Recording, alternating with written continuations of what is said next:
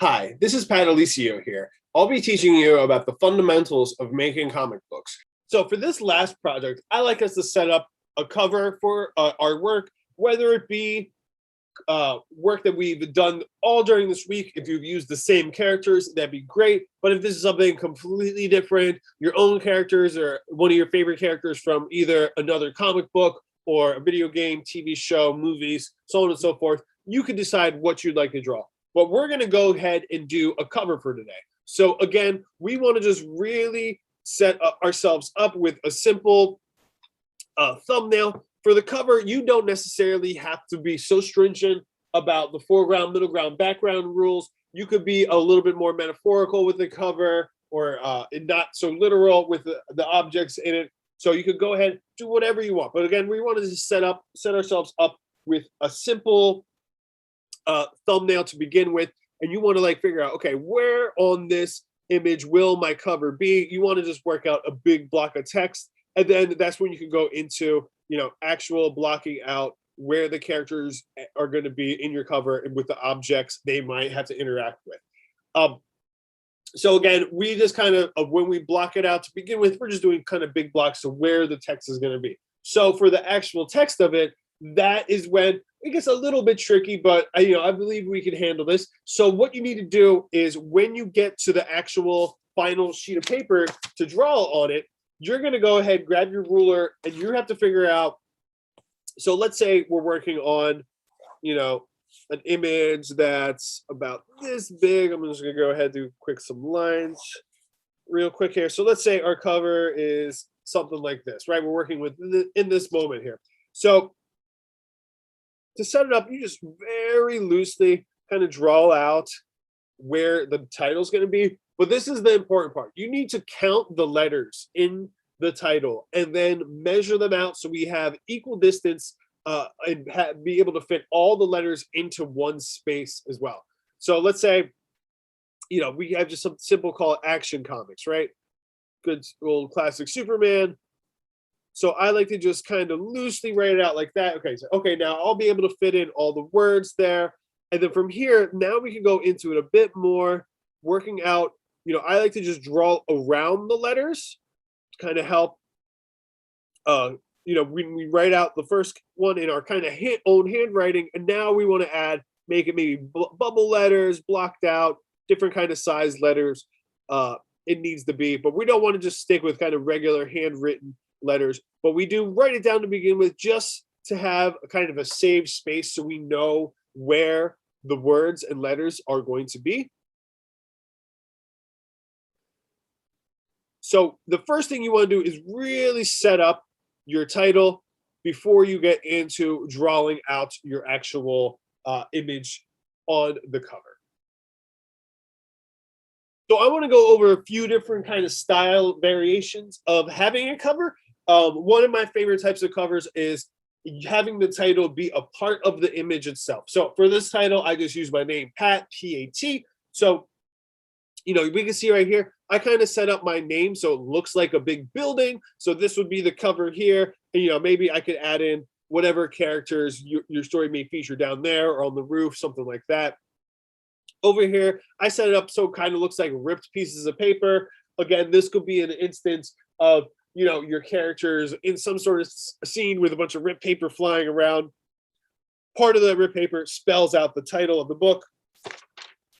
And again, kind of simple, big block, three-dimensional letters always look good as well. And then another one, I did one where it's just kind of within a shadow. So how I did this was I laid out the moments where I know it's going to be fully blacked out, laid out my name. And then with my pen, I just filled in that area with my pen to help read out the title. So there's a ton of different ways that help represent the titles, but you really got to measure out the letters, count the letters, so you don't end up having to squeeze 5 letters at the very edge of the paper. The first 4 letters of the word is huge on it. We want to have them equal out, have a nice word through it.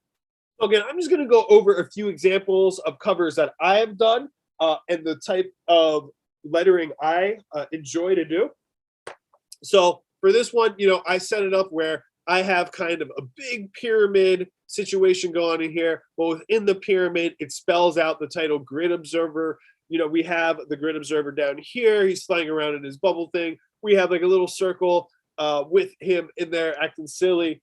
I like to set up the covers with, we have the character, and we always have like kind of a little circle in them. Feel free to add if you have like some sort of publishing name you'd like to put on there as well.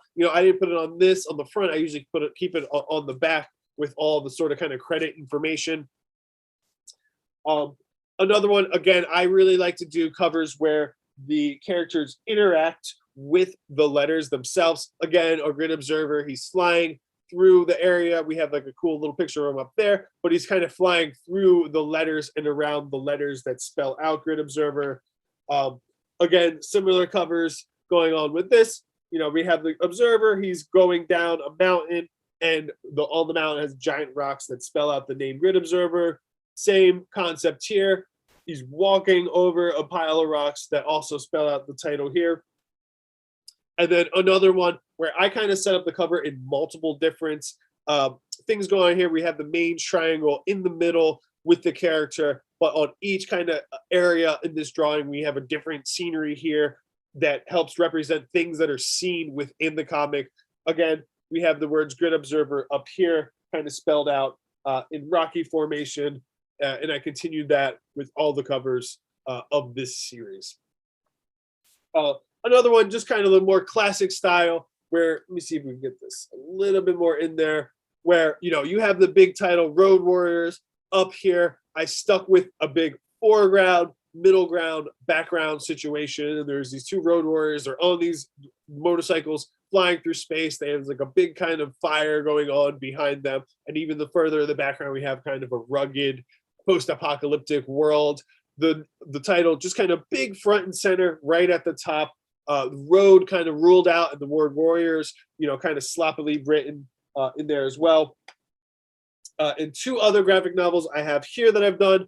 I set these up in a kind of design format of, we have the characters in the circle, and we have the title real big there, and the background lighter than the front characters there that are not colored in.